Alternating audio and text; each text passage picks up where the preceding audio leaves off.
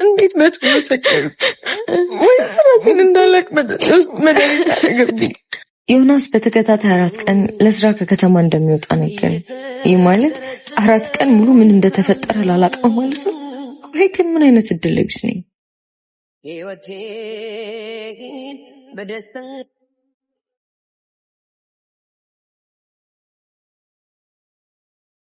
ኦፍ ማን ነው በዚህ ጠዋት ደግሞ ቴክስት የሚልከው? ዮናስ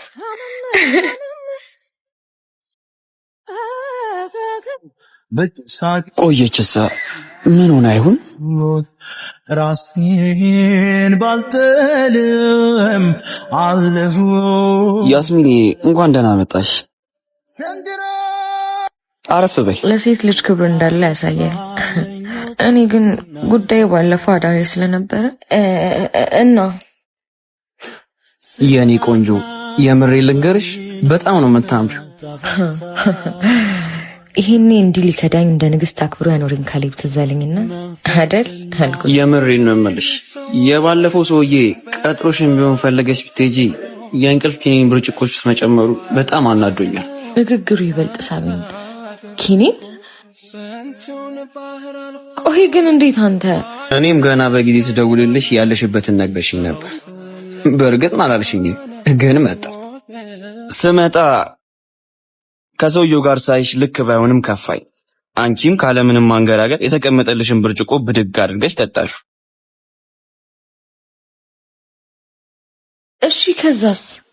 ከዛማ ሰውየውን እህቴ ናት ስለው አንቺ ምንም ብትሰክሪ አላሳፈርሽኝ ወንድሜ ነው ብለሽ ሙጭጭ አልሽብኝ። እናም ይዤሽ ከዛ ቤት ወጣሁ። ያው እሺ ከዛስ? አለቀ። ደሞ ያሳክሽ አብረኝ ደረፈራለሁ ብለሽ ስቅስቅ ብለሽ ስታለቅሽ አንጀቴን ነበር ይበል። የአፍረስ አቅም አሳቂ። አንድም ነገር ሳልጨመር ሳልቀንስ ነው ሪፖርት ያደረኩት። የተከበሩ ምን ብዬ እንደማመሰግነው ግራ ገባኝ። ወንድም ያገኘው ያህል ነው የተሰማኝ። ደግሞ ምንም ሳያረገኝ ከዛ ሰውዬ ስላስጠላ እንዴ ያስሚን ደስ ብሎኛል።